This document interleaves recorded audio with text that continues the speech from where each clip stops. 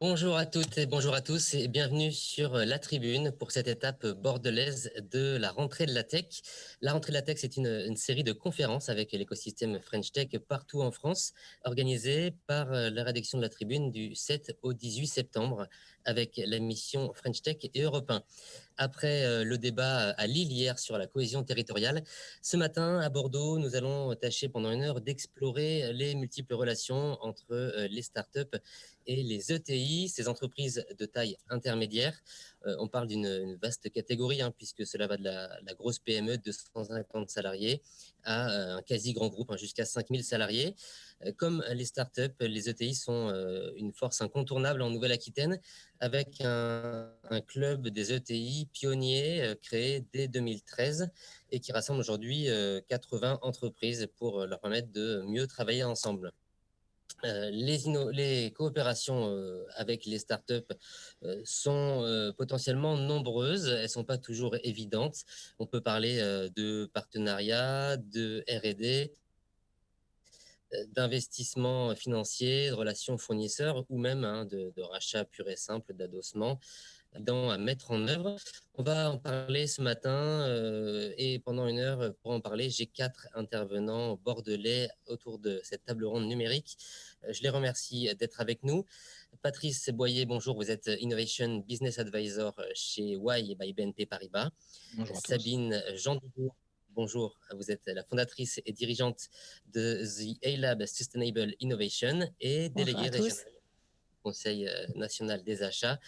Michael Ross, bonjour. Vous êtes cofondateur et président de la start-up Toupi Organics. Elle porte un projet industriel aussi original que prometteur. On va en parler tout à l'heure. Enfin, Cyril Texier, vous êtes le président de French Tech Bordeaux, cofondateur et dirigeant de Do You Dream Up également. Cyril, on va commencer avec vous cette table ronde ce matin pour que vous puissiez nous cadrer un peu la place de French Tech Bordeaux qui est bien installée dans le paysage local. Comment se situe l'écosystème French Tech à Bordeaux et dans la région par rapport à ses voisines ailleurs en France? Bonjour Pierre, bonjour à tous. Merci pour la prise de parole et l'introduction. Ce qu'il faut savoir, c'est que la French Tech Bordeaux est née en 2014, juste pour faire un petit refresh. Et nous sommes une capitale depuis l'année dernière, qui est un label sur 3 ans, 2019, 2020, 2021. Et il y a 13 villes qui sont capitales au niveau national, parmi les 100 communautés. Donc c'est une chose importante pour nous. Ce qu'il faut savoir concernant l'écosystème local à Bordeaux et autour de Bordeaux, nous fédérons 800 entreprises et startups, ce qui n'est pas neutre. Quand on parle de French Tech, ce n'est pas que la tech, c'est l'innovation. Je tiens à souligner très fortement ce sujet parce que quand on parle tech, tout de suite on pense au code, à des geeks, et c'est pas du tout ça. C'est l'innovation, Et pas que ça. l'innovation à travers différents secteurs. Nous sommes une région riche de nombreux secteurs, donc l'innovation, elle se fait aussi bien avec Toupi. Tout à l'heure, on parlerait Toupi organique, mais ça veut dire dans l'agriculture, dans la viticulture, on est une terre viticole, mais dans la deep tech, bien sûr, dans la finance, dans le retail, etc., etc. Donc, je vous parlais de 800 entreprises fédérées autour du label French Tech Bordeaux, ce qui représente 15 000 emplois, hors grands groupes, puisque nous avons des grands groupes qui adhèrent à French Tech Bordeaux, et avec les grands groupes, ça représente 25 000 emplois. Donc, si on se compare aux autres, c'est compliqué aux autres capitales French Tech, mais 25 000 emplois sur le territoire bordelais seulement, je ne parle pas de la région Aquitaine, ce n'est pas neutre, surtout par les temps qui courent, et ce qui va se passer post-Covid. On verra si on a toujours autant d'emplois, mais en tout cas aujourd'hui, on a, ce qu'il faut savoir sur la French Tech Bordeaux, on a plus d'adhérents en 2020 qu'en 2019. Donc il y a une vraie dynamique de la French Tech à Bordeaux qui est gérée par 4 permanents. C'est une association, hein, 4 permanents et les entrepreneurs, parce qu'à l'origine, c'est les entrepreneurs pour les entrepreneurs, la French Tech Bordeaux. Et nous sommes 6 entrepreneurs bénévoles, pas quotidiennement, mais à gérer la French Tech Bordeaux. Juste un petit point sur l'emploi. 98% des emplois des membres de la French Tech Bordeaux sont situés en Gironde, majoritairement sur le périmètre élargi de la zone économique de Bordeaux, donc on peut dire la grosse métropole, et une augmentation nationale de la création d'emplois de plus de 19% par an, ce qui représente 4 000 emplois chez nous. Un petit mot, alors vous avez beaucoup parlé de Bordeaux, c'est normal, hein, c'est votre casquette. Un petit mot sur vos collègues hein, en Nouvelle-Aquitaine, il y a d'autres communautés French Tech, c'est pas des capitales, mais c'est des communautés. Alors récemment, on a eu Périgord, Pays Basque, Atlantique Valley, Béarn. Voilà, nous avons 5 communautés autour de nous. On est la première région de France à réunir d'autres communautés, autant de communautés autour de la capitale qui est Bordeaux. On va parler d'un programme lancé au mois de juin dernier. French Tech Bordeaux fait figure un peu de pionnier après Paris. C'est le programme French Tech Central. Il est désormais au cœur de votre offre et l'objectif, hein, vous allez nous le dire, c'est de faciliter justement ces liens entre les startups et les acteurs publics d'une part et les ETI et grands groupes d'autre part. Est-ce que quels sont les retours que vous avez depuis le mois de juin sur cet outil et comment ça Alors, ça fonctionne? s'appelle French Tech Central. C'est un service de mise en relation entre les acteurs publics. Alors, les acteurs publics, ça peut être l'URSSAF, l'INPI, la DRFIP, l'UCAP, etc. On a une vingtaine d'acteurs publics, la BPI, bien sûr. Et puis des grands groupes aussi. Donc, c'est une. Alors, Philippe Météi, qui est le directeur général de la French Tech Bordeaux, est toujours, c'est un peu le Doctolib euh, entre, c'est-à-dire la prise de rendez-vous facilement entre les acteurs publics, les grands groupes et les start-upers, les entrepreneurs. On sait très bien quand on est entrepreneur, start-upper, c'est très compliqué d'aller prendre rendez-vous, par exemple, avec la Direct ou l'UGAP ou la DRFIP. On a simplifié cela en un seul clic, allez, 2 clics, on va pouvoir prendre rendez-vous facilement avec ces acteurs publics et ces grands groupes. Donc, on a réuni tout cela, ça se trouve à la Cité numérique. Il y a une permanence, vous vous inscrivez, vous cliquez, vous prenez rendez-vous, il y a des permanences. C'est assez facile. On est la première capitale, région de la mission French Tech nationale à mettre ça en place. C'est un vrai succès. On a lancé cela mi-juin. Cet été, nous avons eu à peu près 60 rendez-vous avec des acteurs publics. Et au 1er septembre, nous avons déjà la moitié des rendez-vous qui sont pris. Ce qui est énorme. Ce qui est énorme. C'est un vrai succès. Il y avait un besoin auprès des startups, il fallait y répondre, et donc ça trouve son Il y public. aura toujours un besoin. Hein. Toujours prendre rendez-vous avec des acteurs publics, c'est jamais facile. Il y a du monde qui veut prendre rendez-vous avec des acteurs publics. Nous, on facilite. Notre idée, c'est de faciliter. Parfait.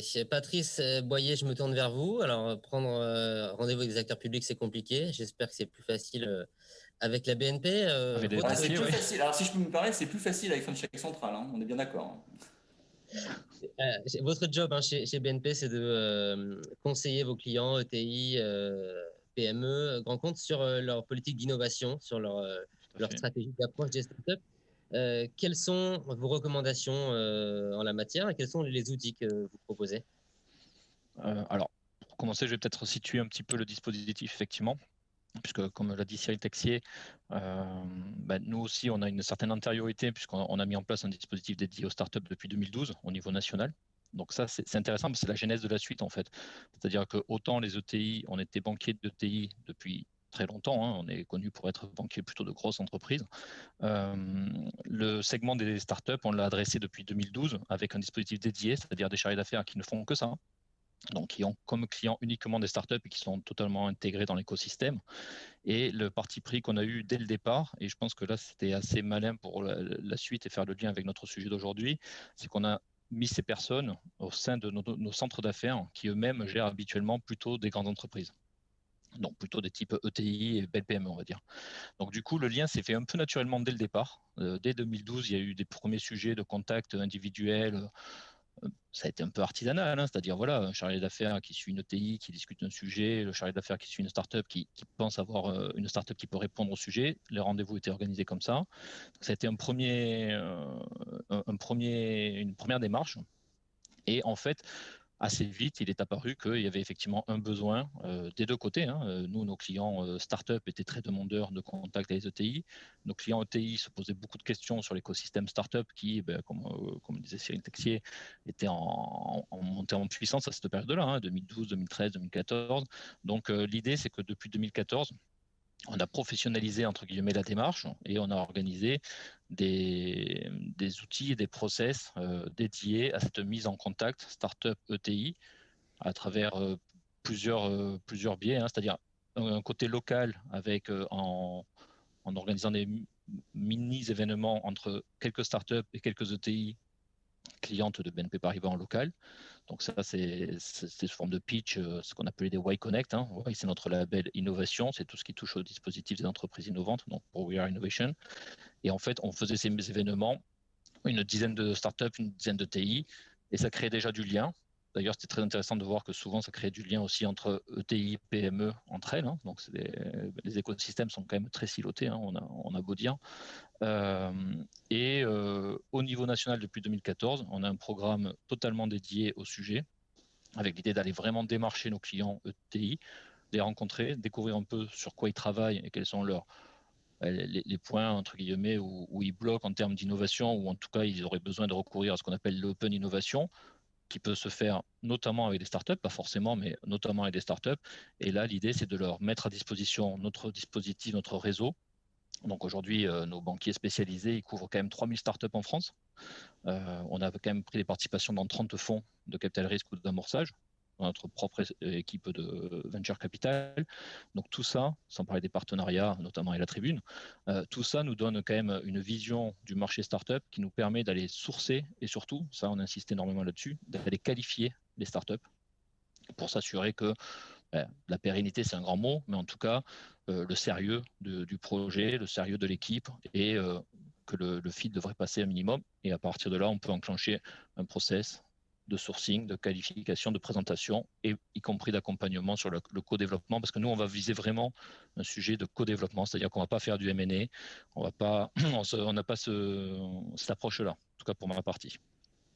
Concrètement, qu'est-ce que vos clients, alors PME, ETI d'une part et start-up d'autre part, cherchent comme, dans ces partenariats? Quelles sont les qualités qu'elles n'ont pas et qu'elles pensent pouvoir acquérir allant voir les start-up ou les ETI?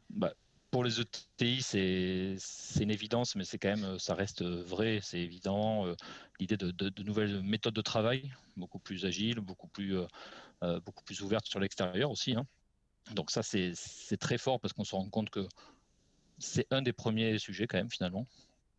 Donc sourcer aussi des idées, ça c'est l'autre bien important. Et côté startup, là, je pense que l'essentiel de l'objectif, c'est acquérir des références aussi. Et parfois, nous, on le voit beaucoup comme ça. C'est peut-être adresser un secteur d'activité qui n'est pas forcément leur secteur d'activité de base. C'est-à-dire que souvent, les dirigeants fondateurs de la startup viennent d'un certain secteur et leur technologie peut s'appliquer à d'autres secteurs. Donc, du coup, là, c'est une façon aussi de se confronter et de tester d'autres secteurs de façon accélérée, en ayant voir des gens qui ont beaucoup d'expérience, qui peuvent leur amener énormément d'expérience avec des ETI, qui ont l'avantage aussi d'avoir quand même un process de décision, une incarnation beaucoup plus forte, avec 2-3 personnes clés dans l'ETI qui peuvent faire avancer les choses très vite. Donc je pense qu'il y avait une cherchée réactivité et rapidité de test, quoi, et expertise du secteur. Sachant que la diversification sera un enjeu majeur pour tout un tas d'entreprises dans les mois qui viennent au regard de la crise. Michael Ross, bonjour, je me tourne vers vous. Avec Pierre Huguet, hein, vous êtes donc le cofondateur de 2P Organics. Vous avez levé 1 million d'euros au mois d'avril, en plein confinement, ce qui n'est pas rien. Et les choses avancent très vite avec vous, puisque vous inaugurez demain soir votre usine, votre site de production à Loupiac de la Réole. C'est en Gironde, pas très loin de Bordeaux. Vous êtes positionné chez 2P Organics sur un marché pas banal. Expliquez-nous, qu'est-ce que vous proposez chez 2P Organics? Oui, donc bonjour à tous. Effectivement, c'est pas banal, c'est assez original. Donc on est positionné sur un marché. Enfin, en gros, on a 3 métiers. On collecte, on transforme et on valorise l'urine humaine en différents produits pour l'agriculture et l'industrie. En gros, le constat est assez simple. Il y a un coût écologique majeur avec notre système d'élimination des excréments humains aujourd'hui. Ça coûte extrêmement cher. C'est plusieurs dizaines de milliards d'euros que ça coûte à l'échelle européenne. D'un autre côté, sur le marché agricole, on dépense en gros 3% de la consommation énergétique mondiale est dédiée à la fabrication d'engrais, alors qu'on pourrait tout simplement remplacer ces engrais de synthèse par des fertilisants totalement biosourcés, naturels et illimités, qui sont les excréments humains. Donc nous, on travaille spécifiquement sur l'urine. Donc, c'est pas très ragoûtant, c'est effectivement assez original. Mais en gros, il y a une solution pour relocaliser totalement nos productions, enfin nos productions d'intrants agricoles et diminuer drastiquement les coûts de gestion de l'eau à l'échelle européenne, à minima. Donc, on est positionné sur ce marché-là, effectivement. Tout ça en circuit très court. Oui, effectivement, l'idée pour éviter les transports, c'est de multiplier le nombre d'unités de production. C'est-à-dire qu'en fait, si on prend de façon générale sur un pays comme la France, il faudrait 300 unités de production qui peuvent traiter 1 million de litres. Et là, on arrive à traiter un bon pourcentage de l'urine humaine. Et effectivement, ça se fait toujours à l'échelle locale. C'est-à-dire qu'en gros, on a sur un bassin de en gros 40 km, on va collecter les urines, les transformer et les revendre sur les surfaces agricoles locales. Donc, on a très peu de transport, très peu de dépenses au niveau économique comme énergétique. Et donc, on arrive à des engrais qui sont moins chers que les engrais minéraux pour la même efficacité. Donc, il n'y a pas de... Il y a des sujets sur l'acceptabilité sociale, même sur la technologie en elle-même, il y a énormément de sujets, on travaille dessus. Mais dans l'idée, il y a quelque chose de tout à fait logique et qui parle à... Enfin, on en rigole toujours au début, quand on dit on recycle l'urine, ça fait rigoler. Et puis, dès qu'on regarde un tout petit peu de plus près, on comprend qu'il y a un sujet qui est important et qu'il faut traiter de toute façon. Et puis ça marque, on se souvient de vous du coup. Quelques chiffres clés peut-être sur votre équipe et les projets là pour 2020-2021. Ouais, mais en gros là, donc demain on inaugure la première unité mondiale. Il nous semble que c'est ça de recyclage des urines humaines. Donc on a levé 1 million d'euros effectivement au mois d'avril avec la famille Mullier en lead sur la levée de fonds. Là, on vient de gagner le concours INNOV, donc il y a un concours national qui va cofinancer notre programme R&D. On est 10, mais on est 10 personnes dans l'équipe aujourd'hui, donc les deux cofondateurs plus 8 salariés. Et là, on va recruter en gros une vingtaine de personnes sur l'année ou les 2 ans à venir, en fonction de pas mal de données. Là, on va être capable de traiter 1 million de litres d'urine par an sur notre première unité. Et l'idée, c'est d'arriver à 300 unités déployées sur la France. Et après, en fonction de la démographie, on fait la même chose sur les autres pays européens. Et évidemment, après, donc là, on parle du marché agricole, parce que vraiment, la sortie de base, c'est sortir des produits agricoles, mais il y a aussi tous les autres marchés associés. On pourra en reparler, mais qui sont le marché notamment pharmaceutique, parce qu'on a il y a un intérêt... Avec l'urine, on peut faire pas mal de choses au niveau pharmaceutique. On peut extraire notamment des molécules de l'urine qui sont très intéressantes. Il y a plein de sujets transverses où là, justement, des partenariats avec des ETI et des grands groupes sont bienvenus et c'est ce qu'on fait au quotidien, quoi. Alors justement, on va en parler avec la famille Mulliez, avec le groupe Olsen, 2 entreprises, 2 partenaires de taille et de nature différentes. Vous travaillez avec eux, qu'est-ce qui vous apporte concrètement, vous en tant que start-up, petite équipe, une dizaine de personnes, qu'est-ce que ces 2 acteurs vous apportent? Alors, si je commence par Creadev, donc la famille Mullier, nous au départ, quand on a fait la levée, on s'est surtout dit, on va dire, comment dirais-je, c'est des gens qui crédibilisent totalement le projet, qui permettent d'aller beaucoup plus facilement choper des financements complémentaires, etc. Vraiment crédibiliser, on s'attendait vraiment à ça. Et au final, non. Là où ils apportent surtout, c'est sur la structuration de la société. C'est des gens qui savent faire du business, qui savent gérer des gros groupes, qui sont spécialisés en exploitation. Nous, on ne l'est pas du tout. On est en start-up, on a une bonne idée, on avance bien, on exécute bien. Mais entre être entrepreneur et être responsable d'exploitation d'un groupe qui doit traiter des millions de litres de déchets, c'est pas du tout pareil. Et on est absolument ravis de les avoir parce qu'ils sont extrêmement présents au quotidien, toujours bienveillants et ils apportent un gros volet structuration. On peut tirer la sonnette d'alarme quand on a un problème et ils ont à leur disposition tout un panel d'experts pour nous aider. Et en plus, il y a tous les aspects marché évidemment, parce que si je prends ne serait-ce que Auchan pour imager, quand Auchan a des marques de distributeurs, par exemple, il y a des gâteaux à base de blé chez Auchan, il faut bien produire ce blé-là et c'est des cahiers des charges qui sont proposés par Auchan. Donc, par exemple, si nous, on t'achète le blé, il faut en gros, que la croissance se soit effectuée avec tel produit, par exemple. Il suffit que nous, notre produit soit intégré dans le cahier des charges et c'est tout de suite des centaines de milliers d'hectares qui peuvent être fertilisés avec nos produits. Donc, il y a des aspects marchés assez importants. Et sur le groupe Olsen, qui est un gros groupe quand même autour de l'agriculture et de l'engrais, plutôt, de l'import et l'export d'engrais. Eux, ils ont une connaissance du marché absolument énorme et complète, quoi. Donc, ils nous aident beaucoup sur la structuration, sur le marché des fertilisants. Merci Michael. On finit ce tour de table, ce premier tour de table avec vous, Sabine Jean-Dubourg. Bonjour, vous avez plusieurs casquettes ce matin. Vous avez travaillé plusieurs années au sein d'une ETI dans le domaine pharmaceutique avant qu'elle soit rachetée par un grand groupe. Vous êtes désormais consultante, notamment en matière d'achat et de RSE, et on le verra tout à l'heure, déléguée régionale du Conseil national des achats. Commençons par votre expérience au sein d'une ETI. Vous avez travaillé, comme je le disais, plusieurs années. Quelles sont les qualités que recherchent ces entreprises quand elles vont voir des startups? Vous avez notamment à l'époque travaillé avec des startups. Qu'est-ce que viennent chercher ces ETI? Bonjour à tous, merci beaucoup pour ce temps de parole. Alors, mon expérience dans l'ETI, c'était celle d'un directeur des achats. Et c'est vrai qu'il y avait à peu près 60% du budget de l'entreprise qui était entre nos mains, dans les mains de notre équipe. Donc, ça fait qu'on avait pas mal de leviers. Moi, j'ai envie de revenir, avant de répondre à cette question de façon beaucoup plus précise, sur le rôle de l'acheteur. Le rôle de l'acheteur, il est triple. La première chose que l'acheteur fait, c'est qu'elle travaille sur le besoin de l'entreprise en coopération avec, d'un côté, les donneurs d'ordre internes et de notre côté, l'offre qui se présente sur le marché. Et à ce titre-là, elle a régulièrement besoin de faire appel à l'innovation. Et pour faire appel à l'innovation, elle a nécessairement besoin de la start-up et des nouveaux entrepreneurs. Et c'est à ce titre-là que le rôle de lien que fait l'acheteur entre l'ETI, le grand groupe, la PME et le tissu local, il est majeur, surtout en ce moment avec notre époque.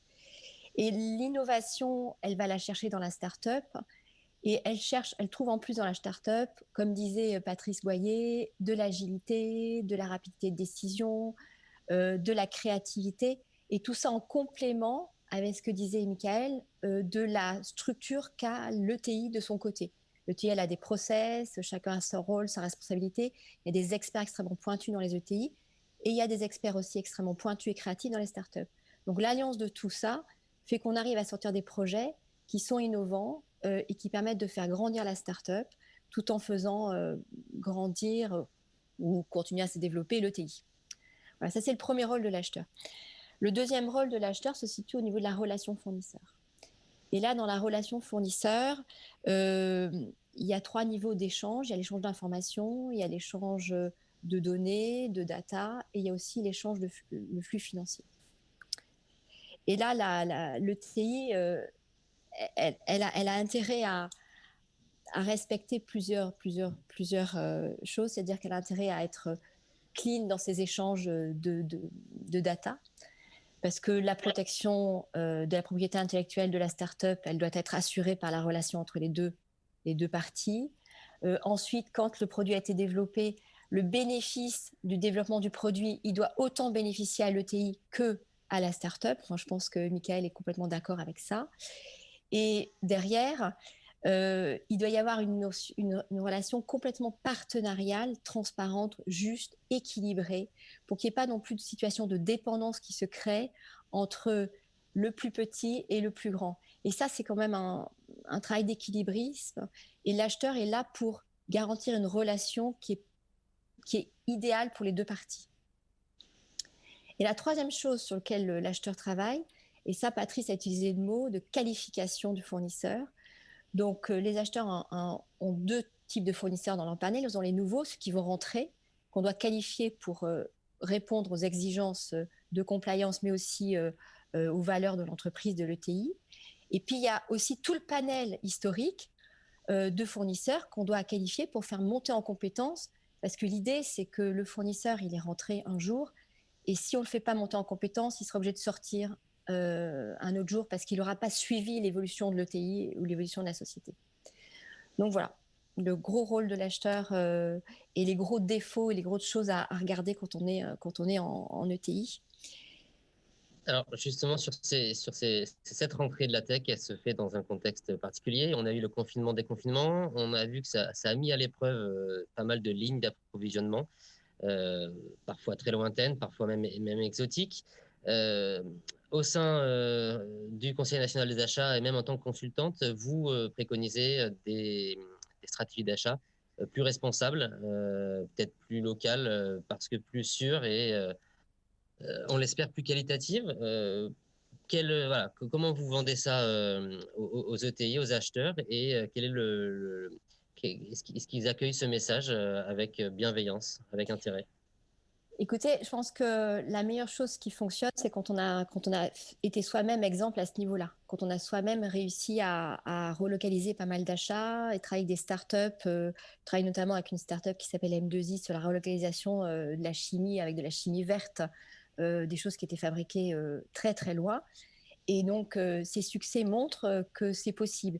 Puis quand on voit Toupie, ce qu'ils font et ce à quoi personne n'aurait pu penser il y a même peut-être 5 ou 6 ans, ça montre que c'est possible. Le CNA, on a un président, Jean-Luc Barras, qui est à fond pour la relocalisation. Il est tellement à fond que on a mené une étude avec un grand cabinet parisien pour essayer d'analyser quels étaient les besoins.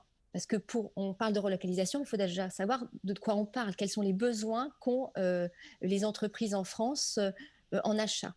Et donc, il y a eu un travail qui a été fait, qui sera présenté à la Semaine de l'Industrie au mois de novembre, qui est colossal, d'un niveau technique extrêmement élevé, qui est disponible sur le site du CNA et sur le site du consultant.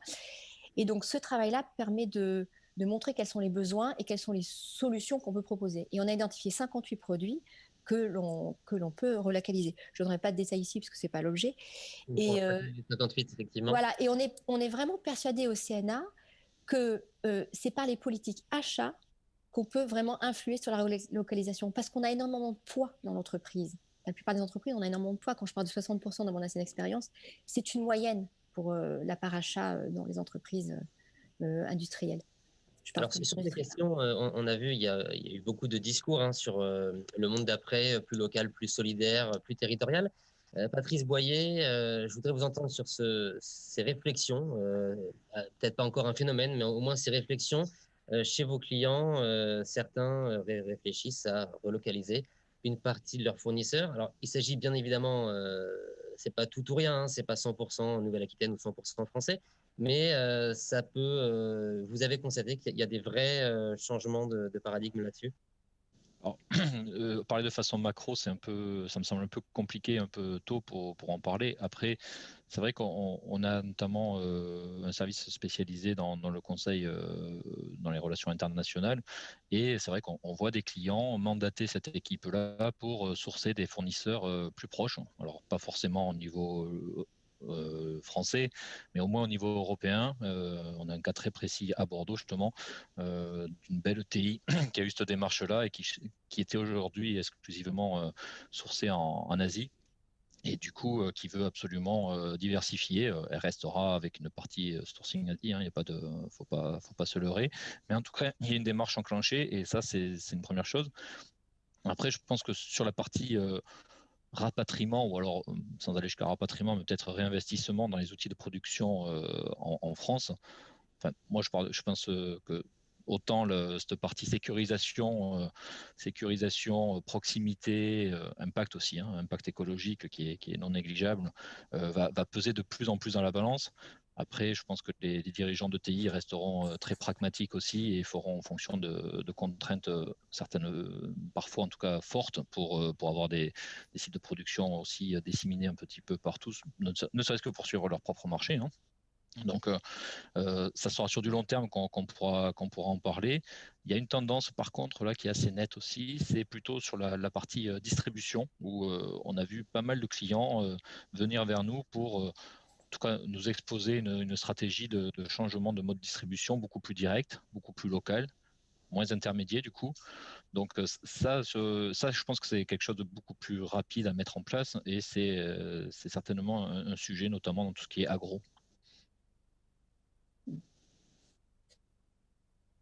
Cyril Texier, Michael Ross, je voudrais vous entendre là-dessus. On voit, il y a des nouvelles stratégies d'achat qui se dessinent, des circuits de distribution peut-être plus directs. Pour les startups, pour les chefs d'entreprise de startups qui nous écoutent, est-ce que ces nouveaux circuits doivent bénéficier, est-ce qu'elles peuvent bénéficier aux startups régionales? En clair, est-ce qu'il y a des places à prendre dans cette ambiance de reconfiguration? Je pense que dit Patrice Boyer, c'est très clair. Oui, il y aura certainement des places à prendre. On peut s'appuyer sur les collectivités locales et régionales pour tester, pour acheter peut-être plus facilement. La commande publique, elle peut devenir peut-être régionale, mais à partir du moment où vous êtes entrepreneur, vous avez une grande envie de vous déployer nationalement et internationalement. Donc, je pense que c'est le moyen et long terme qui nous dira si ça va porter ses fruits. Après, ça dépend des startups, dans quel domaine aussi. Tout à l'heure, Patrice Boyer parlait d'agriculture. Oui, en termes d'impact et d'écologie sur la région et dans l'agriculture, ça fait plus sens. Mais si vous êtes dans les services et dans l'intelligence artificielle, on ne va pas se cantonner aux régions, malheureusement. Donc, les deux sont vrais, j'aurais tendance à dire. Ça dépendra du secteur, d'activité dans laquelle la start-up et l'entrepreneur va se déployer, mais on peut partir de la région pour grenouiller nationalement et s'étendre internationalement après, quoi. Ça peut être un test. C'est plutôt un test and learn, si je peux m'exprimer. Ouais, je rajouterais quand même ce qui est, je pense, qui est important dans ce qu'a dit Patrice Boyer, c'est de ne pas oublier le pragmatisme. C'est-à-dire que souvent on se dit ouais, il y a de l'innovation, partenariat, start-up, tout est possible. Non, la question c'est est-ce que la start-up va pouvoir apporter quelque chose de nouveau, de plus efficace, de moins cher au grand groupe. Si c'est pas le cas, oui, au pire il y aura un partenariat de recherche, mais est-ce qu'il y a un marché derrière, est-ce qu'il y a quelque chose? Je crois qu'il faut vraiment. Enfin, quand on communique comme ça avec des grands groupes ou des ETI, l'avantage qu'ils ont, c'est qu'ils connaissent très finement leur marché, ce que ne connaît pas la start-up la plupart du temps, surtout sur des marchés un peu annexes. Et donc, ils sont, on va dire, c'est eux qui vont dire, voilà, si moi je suis intéressé, mais ce qu'il faut que tu arrives à produire, c'est ça, dans telles conditions. Et c'est vraiment l'aspect pragmatisme, je crois que souvent, c'est pas assez entendu. C'est pas assez entendu, il faut le répéter, c'est extrêmement important. Et si je peux me permettre de donner un exemple très, très concret qui nous est arrivé et qui va justement dans le sens de ce que disait Madame Jean Dubourg, mais encore un peu plus en amont. Donc nous, on travaille sur l'urine, on sait le recycler en fertilisant. Sauf que toutes les méthodologies d'extraction de molécules ou de nutriments sont compatibles avec notre procédé. Et donc, on s'est retrouvé avec le président d'un des plus gros groupes chinois pharmaceutiques qui est venu ici à La Réole. C'était assez rigolo. C'est un groupe qui pèse, je ne sais plus combien de dizaines de milliards d'euros, mais c'est important. Et c'est le premier fabricant mondial d'un médicament à base d'urokinase, qui est une molécule que je ne connaissais pas, mais qui est produite par le rein. Voilà. Et en fait, qu'on retrouve dans l'urine. Et le plus simple, c'est de l'extraire de l'urine. Sauf que c'est l'équivalent de 0,01% du volume de l'urine. Et quand eux, ils faisaient ça, ils se retrouvaient avec 99,999% de déchets à traiter. Là, nous, on a une solution pour traiter le déchet derrière. Et évidemment, 100% de l'urokinase utilisée en Europe, ça marche à 2 milliards d'euros quand même, ça vient de Chine. Donc là, on peut le faire ici en Europe pour moins cher. Mais maintenant, moi, je ne connais pas le marché des médicaments, encore moins de l'urokinase. J'ai absolument aucune idée de comment on amène une molécule sur, on va dire, pour qu'elle puisse être intégrée dans un médicament. Et donc là, on commence à avoir des contacts avec des sociétés belges, etc., avec qui on pourrait bosser. Mais là, en fait, c'est même avant l'achat. C'est-à-dire, il faut que les ETI, pour arriver à quelque chose de concret, de moins cher, etc., de produits en local, participent à la construction en fait, de nouvelles filières. Et je crois que là, c'est même bien avant l'achat. Et c'est comme ça qu'on peut arriver derrière je pense, à des belles croissances et à être meilleur que des pays comme la Chine. Je ne vois pas pourquoi on serait moins bon. Il n'y a aucune raison. Oui, effectivement. Alors, en plus, vous êtes sur un marché particulièrement innovant. L'échelle régionale, hein, effectivement, un peu restrictive. On a beau être en Nouvelle-Aquitaine, très grande région. Ça reste un périmètre. Voilà, il faut peut-être voir au niveau national, au niveau européen, c'est déjà des marchés et des nombreuses ETI ici ou ailleurs potentielles. Je voulais vous entendre un peu tous. On parle beaucoup de collaboration ETI, startup. Est-ce que finalement, on a parlé d'achat aussi, le plus simple, hein, le plus direct pour une ETI devrait soutenir une startup, ce ne serait pas de lui passer des commandes, de lui acheter des biens et des services, de générer du chiffre d'affaires, de devenir client. Qu'est-ce que vous en pensez, Cyril Texier, peut-être? C'est la base. Si une startup peut vivre avec des commandes d'ETI, oui. Après, je pense que Sabine est la mieux placée pour savoir que quand on a affaire face à des achats et quand il y a une startup, une petite boîte qui entreprend, moi j'appelle ça, on se fait un peu passer à la moulinette. Donc il faut que l'entrepreneur et le start-upper savent négocier aussi. sache négocier. C'est parce qu'en face de nous, on a des acheteurs. Donc, des acheteurs, ils ont aussi des KPI, un objectif à la fin d'année ou par semestre. Et si le TI achète pour accompagner et faire grandir le start-upper, c'est très bien. Si le TI achète parce que c'est pas cher et que le start-upper a besoin de vivre, entre guillemets, c'est pas la même démarche. Moi, je rebondis sur ce que vient de dire Cyril. Moi, j'essaie d'expliquer aux gens que je rencontre qu'il y a 3 manières de gagner de l'argent quand on est une entreprise. Quand on est une ETI, il faut y penser aussi. On fait baisser ses coûts, là, c'est ce que vous venez de dire, Cyril. Mais aussi, on peut augmenter ses marges et développer ses ventes. Et les produits des startups peuvent permettre de travailler sur ces 2 autres leviers. Et c'est beaucoup plus vertueux que de travailler tout le temps sur les coûts, faire baisser les coûts, parce qu'il y a un moment, il n'y a plus de fonds, en fait. Donc, il faut vraiment penser à ces 2 autres choses. Et c'est un mindset qui vient petit à petit chez les acheteurs. Et les acheteurs commencent à comprendre parce que ça permet de pérenniser la relation fournisseur, ça permet de pérenniser le fournisseur. Et du coup, ça permet d'éviter les difficultés futures parce qu'à chaque fois, qualifier un nouveau fournisseur, c'est beaucoup d'énergie pour un service achat. Et donc, d'arriver à pérenniser son fournisseur sur la durée, c'est quand même bien plus intéressant pour l'acheteur et valorisant pour l'entreprise que le contraire. Après, je crois que dans la relation TI grand groupe, il ne faut pas oublier que la start-up, bien avant la commande, il y a tout ce qui est prévision, projet, etc. Il ne faut pas négliger toute cette partie en amont où on se parle pour être sûr que les capacités de la start-up sont vraiment en adéquation avec les besoins de l'ETI. Et c'est une partie d'échange qui est extrêmement importante. Ensuite, il y a la commande, ça c'est sûr, dans les délais impartis, dans les délais négociés avec les 2 parties. Et après, enfin, il y a le paiement. C'est bien beau de vouloir les grands groupes travailler avec des plus petites, mais il faut que les plus petits soient payés à l'heure parce que la trésor est souvent super tendue. Donc, moi, je l'explique beaucoup à mes clients maintenant, mais payez vos fournisseurs à l'heure.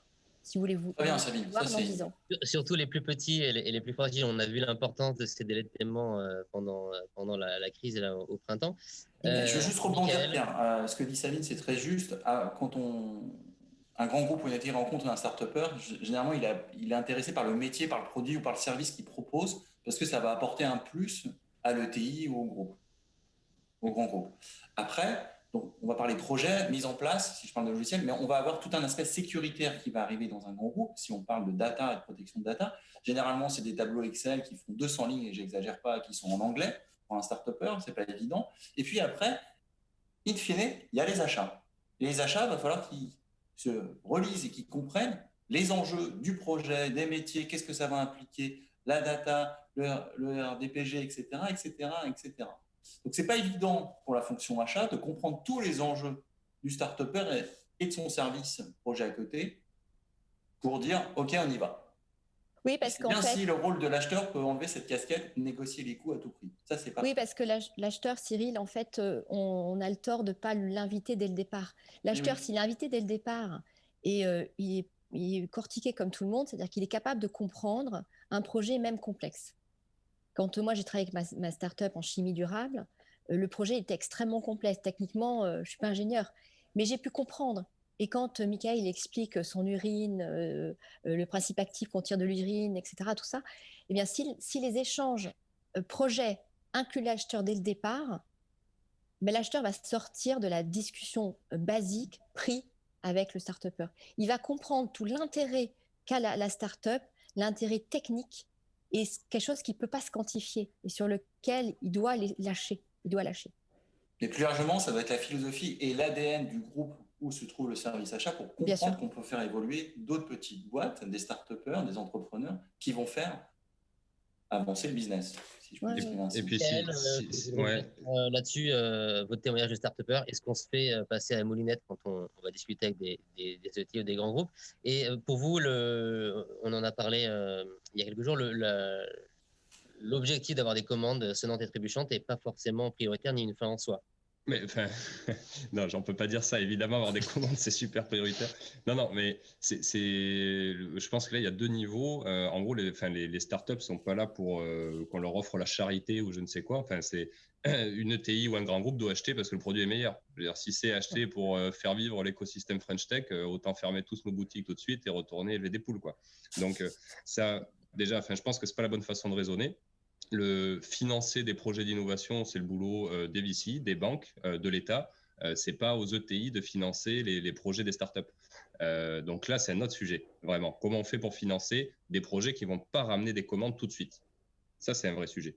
Mais par contre, moi, à chaque fois qu'on a rencontré des grands groupes, enfin, je peux citer Veolia, les Mulier, on a rencontré beaucoup de grands groupes. Il n'y a pas de sujet. Eux, leur besoin est souvent très clair.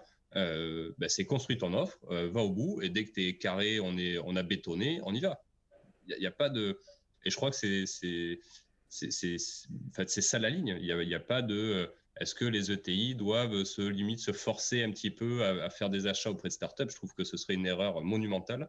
Ce serait même régressif totalement. Donc non, il faut simplement donner les moyens aux startups de prendre le temps de construire des vraies offres et de pouvoir attaquer ces marchés-là. On ne peut pas sortir un produit et être au top tout de suite. Donc il faut un peu de temps, ou sinon on fait les choses mal. Et ça demande des financements, c'est clair. C'est relativement compliqué à obtenir, même si nous on ne se plaint pas, on est relativement très bien doté. Mais ce n'est pas aux ETI de financer les startups. Ça doit être une conclusion et ça doit être la commande, c'est un peu le Graal. Mais ils doivent participer à la construction, mais pour moi, c'est pas comme ça qu'on finance une boîte, quoi.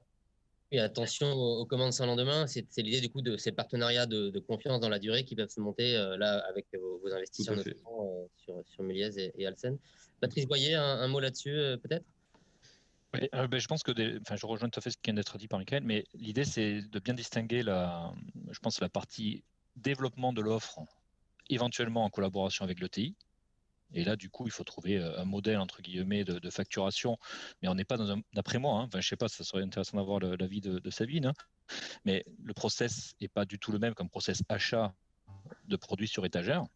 D'accord. Donc effectivement, ça m'intéresse beaucoup de savoir. J'ai pas vu beaucoup de cas où les achats interviennent dans ce process de co-développement en fait, de façon à arriver à un produit fini, commercialisable de façon classique avec un process d'achat classique auprès de l'ETI. Donc moi, ça m'intéresse d'avoir l'avis de Sabine là-dessus parce que moi, j'ai pas vu, mais. Ouais, dans la pharma, je l'ai fait parce que la pharma, on s'inscrit sur un temps long. On a deux chances en pharma. Première chose, c'est que même si les marges sont très réduites par les déremboursements, par les mesures pour essayer de limiter le déficit de la sécurité sociale, on est quand même sur des industries qui peuvent s'inscrire sur un temps long et qui ont les marges suffisantes pour financer des projets d'innovation. Donc, c'est les deux clés de la réussite, c'est-à-dire pas penser court terme, penser long terme et avoir suffisamment de cash pour pouvoir sortir de l'argent pour financer un projet. Et on le finance parce que ça a de l'intérêt. C'est-à-dire que quand on a fait lancé des projets d'innovation avec mon ancienne société, on a regardé ce que ça pouvait rapporter, a priori, et on a vu que ça allait rapporter beaucoup, donc on a décidé de mettre la main à la poche pour pouvoir gagner plus tard, 5 ans après, 6 ans après, 7 ans après. Voilà. C'est comme ça qu'on réfléchit en pharma, parce qu'on a toujours été réfléchi comme ça, parce que le cycle d'un médicament, c'est 20 ans, et parce que le temps est long. Après, dans d'autres industries, c'est plus compliqué.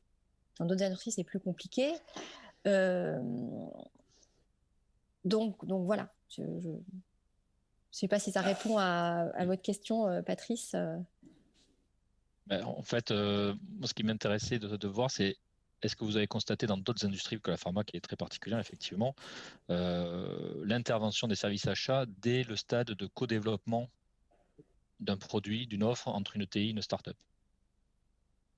Oui, ça se fait aussi, ça se fait aussi dans les autres métiers de l'industrie, parce que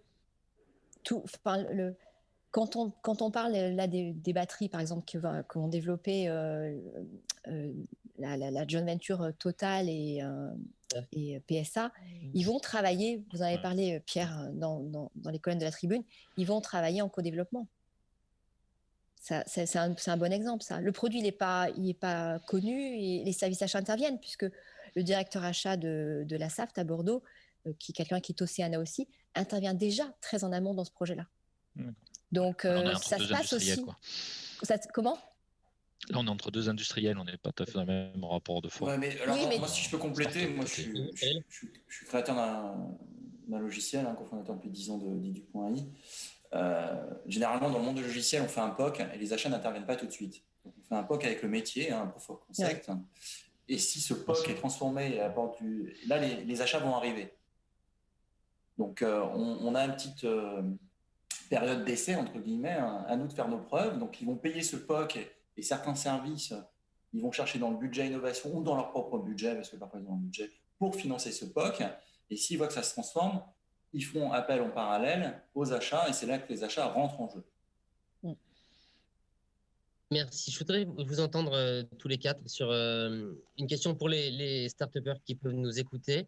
Est-ce que les ETI doivent être les grosses PME doivent être des cibles prioritaires pour développer des partenariats, aller chercher, aller vendre ses produits? On pense souvent aux grands comptes. On se dit, ça y est, c'est le Graal. On a un marché d'un coup gigantesque qui s'ouvre. Pourtant, les ETI sont quand même nettement plus nombreuses. Elles sont a priori des circuits de décision plus verticaux, plus rapides, et elles sont parfois extrêmement présentes, extrêmement implantées sur leur marché particulier. Est-ce que c'est une cible prioritaire, entre guillemets, pour les startups? Je vais me permettre de répondre. Je pense pas que ce soit une cible prioritaire. Enfin, déjà, chaque boîte a des marchés, à son marché, a des produits très différents, etc. Donc, souvent, on sait très bien à qui on va vendre nos produits. Par contre, quand on est en startup, on a toujours tendance à avoir 36 projets à gérer. Et les ETI, par contre, peuvent être des très bons canaux pour développer des projets en parallèle. Par exemple, si je reprends ce que disait Madame Jean Dubourg sur M2I, qui est vraiment sur la relocalisation spécialisée dans le biocontrôle, nous, on va avoir des gros sujets biocontrôle parce qu'on est capable de produire des produits de biocontrôle pour beaucoup moins cher que ce qui se fait. Dès qu'on aura un peu de temps, on ne va pas tout seul développer et attaquer le marché du biocontrôle. Bon, là, on peut aller voir M2I, dire, OK, on a ce potentiel-là, on fait un programme de travail et eux, ils vont connaître vraiment ce secteur-là, ce marché-là. Et je pense que là, il y a un gros intérêt. Mais se dire, un produit, je ne pense pas qu'on puisse généraliser sur il faut aller viser les ETI ou les grands groupes. Ça dépend vraiment de chaque boîte et il n'y a pas de vérité pour tout le monde, quoi. C'est vraiment du cas par cas. Du cas par cas en fonction de chaque marché, ouais. Est-ce que quelqu'un d'autre veut réagir là-dessus?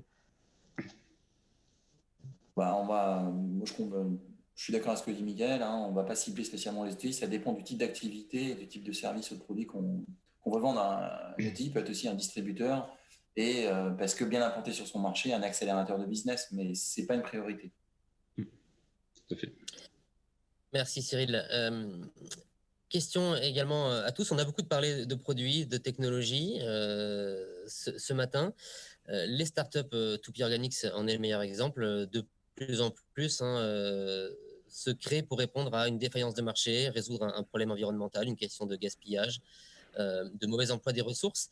Est-ce que sur toutes ces thématiques environnementales, développement durable, les startups semblent avoir souvent une longueur d'avance sur l'économie classique?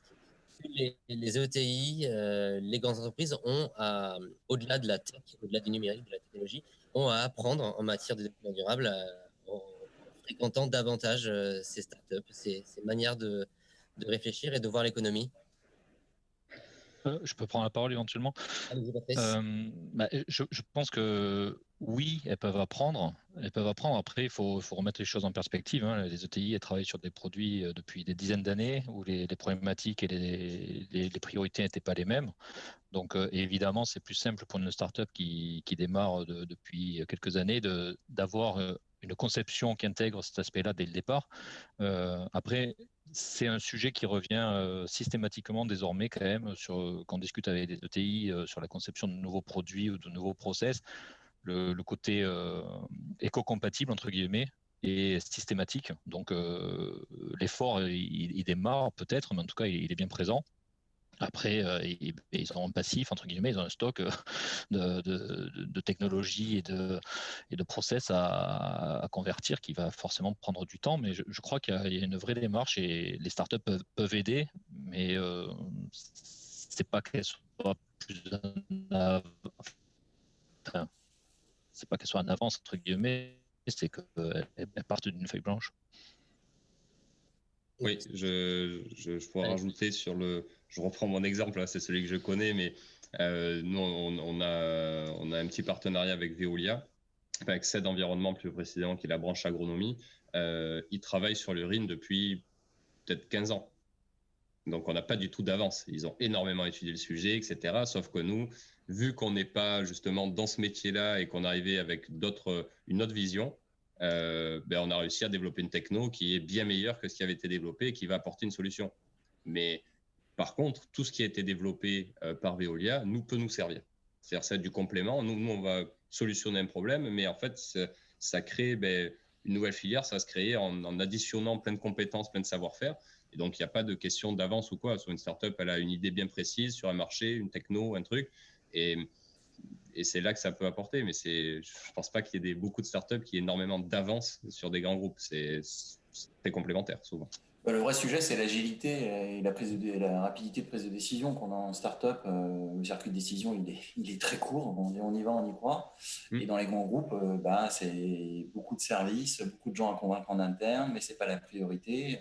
Donc, le vrai sujet, il est là. Et donc, il faut trouver la complémentarité, comme tu dis, Mickaël, entre le grand groupe et le start-upper sans se faire bouffer l'un et l'autre.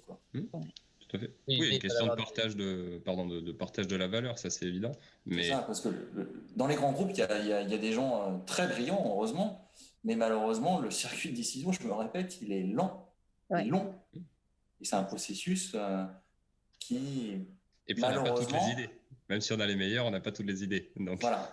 Non, bien sûr. Le vrai sujet, c'est le partenariat. Comment grandir ensemble, co-construire, co-développer. Et de ne pas mettre tout le monde dans une case, en fait. Je crois qu'il n'y a pas de généralité au niveau des startups, il n'y a pas de généralité au niveau des grands groupes. Et c'est vrai que c'est la coopération et l'intelligence collective qui crée de la valeur. Oui, tout à fait. Mais il y a néanmoins, alors Cyril Texier, vous me contredirez peut-être, un mouvement de fond, notamment au sein de French Tech Bordeaux, sur un nombre croissant de startups qui se montent vraiment en réaction à un problème environnemental bien concret, un peu un angle mort des circuits économiques, avec cette forte, ce qui n'interdit pas de faire du business, hein, évidemment, mais cette force problématique environnementale ou sociétale en tout cas. Ce qu'il faut se dire, c'est que faire du business, c'est pas un gros mot. Donc, si on peut en faire avec les circuits courts, l'écologie et du bon sens, tant mieux. Donc, c'est juste ça, quoi. C'est surtout que à mon sens, je sais pas, je suis pas chef d'entreprise depuis extrêmement longtemps et j'ai pas tout vu, mais pour l'instant, j'ai jamais vu une boîte qui ne s'est pas montée pour résoudre un problème à la base. Il se trouve que là, on arrive sur on va dire, on est sur un déclin énergétique, on sait que ça va arriver, il y a des problèmes environnementaux, et donc il y a du marché, il y a des vrais problèmes à résoudre là, mais toutes les boîtes cherchent à résoudre un problème, sinon elles n'existent pas. Donc là, il se trouve qu'on a une vraie urgence, je ne parlerai même pas du climatique, parce que c'est même très clivant, mais au niveau énergétique, voilà, on a de moins en moins d'énergie en Europe, comment on fait? Voilà, parce que demain, si on n'en a plus, on va avoir de sacrés problèmes, il n'y a plus de croissance. Donc je crois que si on en vient à créer, s'il y a ce mouvement de fond autour de l'écologie, de l'environnement, de l'énergie, c'est parce qu'il y a un besoin qui est absolument réel et tout le monde en est bien conscient de plus en plus. Ouais, et puis le web, le smartphone, les data centers, c'est énergivore, donc il faut bien trouver des solutions aussi alternatives. Donc c'est résoudre un problème. Sachant qu'on peut résoudre un problème en créant d'autres externalités négatives. Voilà, Ce qu'il faut, c'est arriver à englober tout ça. Patrice Boyer, Sabine Jean Dubourg, peut-être un dernier mot sur cet aspect. Je suis complètement d'accord avec Mickaël.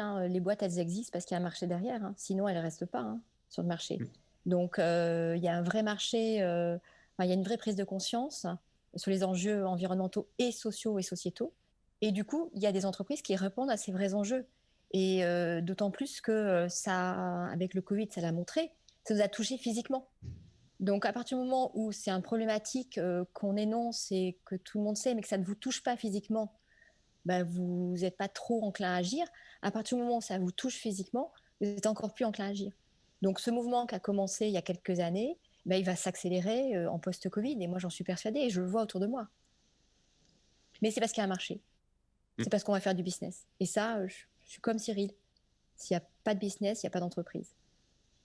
S'il n'y a pas de business, il n'y a pas de soutien bancaire non plus. Patrice Boyer, un mot de conclusion sur la transition. Les ETI, même combat sur ces questions de responsabilité sociétale et environnementale. Oui, mais c'est un peu ce que je disais tout à l'heure. C'est aujourd'hui, on ne voit plus une ETI qui n'intègre pas ça dans sa conception de produits et d'offres. C'est peut-être relativement récent, mais ça devient vraiment systématique. Et après, pour le sujet de l'augmentation des projets qu'on peut voir, c'est clairement le reflet de la société aussi et de la génération qui arrive, qui voit ça comme presque un préalable. Hein. Il faut résoudre un sujet et comme disait Michael, hein, aujourd'hui les sujets c'est ça, donc elles veulent résoudre ce problème-là. Et c'est assez logiquement que les projets ciblent ces problématiques-là, ou en tout cas les intègrent totalement. Je pense que on voit beaucoup de projets aussi qui ciblent pas forcément la réponse à un problème entre guillemets énergétique ou écologique, mais en tout cas qui intègrent tous les paramètres pour optimiser les impacts. C'est ça aussi, hein, c'est qu'aujourd'hui on ne va plus sortir un projet qui ne réfléchit pas à quel impact j'ai, parce que pour plusieurs raisons, hein, je pense, philosophique et c'est intrinsèque aux personnes. Et en plus, faut être honnête, tout ce qu'on rejoint le sujet du financement, les investisseurs sont eux-mêmes de plus en plus regardants de ces sujets-là. Donc, ça va dans le bon sens en tout cas. Ce qui est très bien, c'est que ça tire la dynamique du bon côté, quoi. Merci Patrice Boyer. On arrive à la fin de cette table ronde. Si je peux juste rajouter un mot pour les start-upers qui nous écoutent sur French Tech Central. Vraiment, j'en ai fait la pub un petit peu sur le réseau, mais nous, ça a été génial à utiliser. Je prends juste un exemple sur le crédit d'impôt recherche. On galérait depuis 2 mois avec l'administration fiscale pour récupérer notre CIR, alors qu'on est en jeune entreprise innovante. Tout est bien, tout est carré, mais on galérait. J'ai appelé, j'ai pris un rendez-vous depuis French Tech Central. 2 heures après, j'étais rappelé par la directrice des impôts de Senon. 48 heures après, j'avais le virement. Voilà. Merci Michael pour la publicité. La publicité. Merci Michael pour la publicité. J'ai rien demandé, mais merci. Bravo.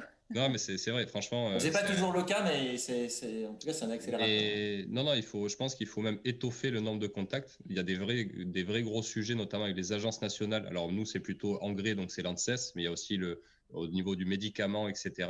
Et pouvoir avoir des contacts directs, concrets, avec des réponses. Nous, on a envoyé, on a fait l'UGAP, on a fait l'ANSSI, on a pris des rendez-vous et c'est à chaque fois génial.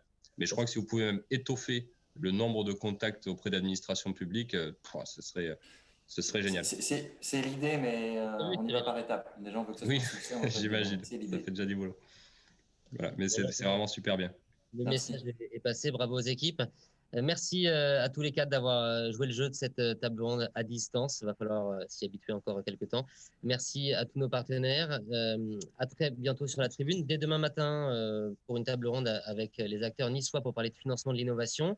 La rentrée de la tech se poursuit vendredi à Marseille et pour parler de la croissance verte, toujours à 10h30. On sera également là la semaine prochaine, le 14 à Strasbourg, le 15 à Rennes, le 16 à Toulouse, le 17 à Nantes et le 18 septembre à Lyon pour la conclusion. Le programme est à retrouver sur le site internet de la Tribune. En ce qui me concerne, j'aurai le plaisir de vous retrouver en public pour la première fois depuis le 4 mars. Ça sera à la Grande Poste à Bordeaux dès mardi prochain, le 15 septembre, pour la sortie du hors-série Le Start-Upper Bordeaux, qui répertorie toutes les startups de l'écosystème. Et on aura une table ronde pour parler de l'impact concret de la crise, avec des intervenants de Blue Valette, de Loisirs en Chair, d'Unitech et de Trésoria. Merci à tous les 4. Merci à toutes et à tous. Très bonne journée à vous et très bonne rentrée de la tech. À très bientôt. Merci à vous. Merci. Bonne journée. Merci. Au revoir. Au revoir.